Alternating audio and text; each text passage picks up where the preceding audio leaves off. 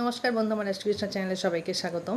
তো আজকের ভিডিও হচ্ছে, যখন তোমরা শুভ কাজে বেরোবে, ছেলে কিংবা মেয়ে, জাতক বা জাতিকারা যখন শুভ কাজে বেরোবে তখন কিছু নিয়ম মেনে চলবে, তাহলেই কিন্তু শুভ কাজ সাকসেস হয়।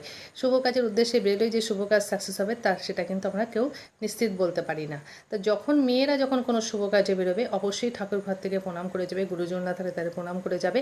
এবং কেউ যদি না থাকে, ঠাকুর ঘরে প্রণাম করে, ঠাকুর তো সবার ঘরেই থাকে, বা যে যার ইষ্টদেবতা আছে সেটা স্মরণ করবে। আর অবশ্যই আগে বাঁ পা আগে বের করবে সদর দরজা থেকে। যখন ঘর থেকে যে দরজা থেকে বেরোবে, বাঁ পা কিন্তু আগে ফেলবে, আর ছেলেরা ঠিক তার উল্টো ডান পা আগে ফেলবে। তো এটা সবসময় মাথায় রাখবে, যখন কোনো শুভ কাজে বেরোবে মেয়েরা বাঁ পা আগে ফেলবে, ছেলেরা ডান পা আগে ফেলবে।